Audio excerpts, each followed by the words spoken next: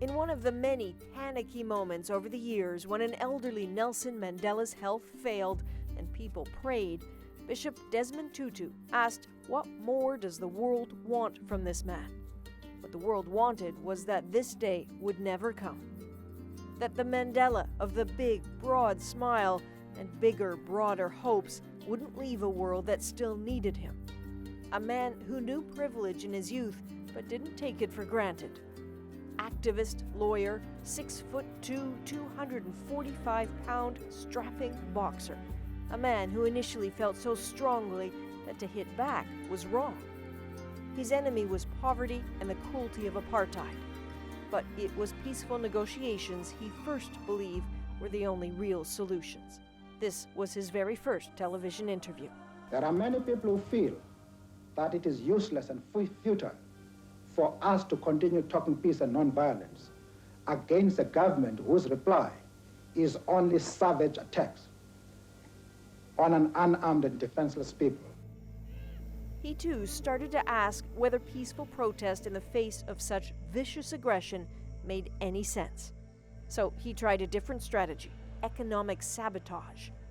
That infuriated South African authorities. They hunted Mandela for 18 months.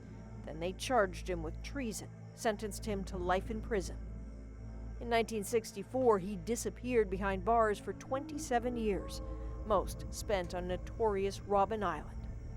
Working in the blistering sun in the chalk mines would damage his eyes. Tuberculosis scarred his lungs. His body became fragile. His resolve did not. As he sat and dreamt of reconciliation, the world started to roar. End apartheid. Free Nelson Mandela. Now. The calls could not be ignored. And in 1990, the once young, strong boxer was released, emerging as a slow-moving statesman, blinking into the bright light of freedom. And a salute from Mr. Nelson Mandela, greeting the people outside the fences of the Victor Verster prison. A man jailed for so long, he'd forgotten how to tie his shoes. But he never forgot how to lead. Legendary crowds struggled to hear the very first words from a man who had every right to be angry, yet wasn't.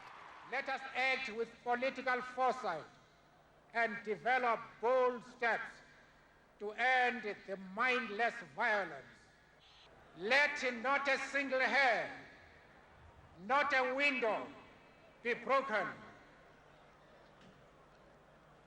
When you leave this place, Africa! It was not easy, it was not seamless, but he made it happen.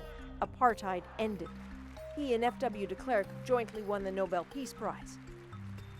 And then Nelson Mandela became the first black president in South Africa's first democratic election.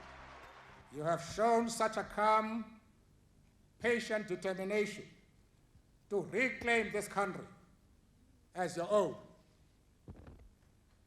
And joy that we can loudly proclaim from the rooftops, free at last.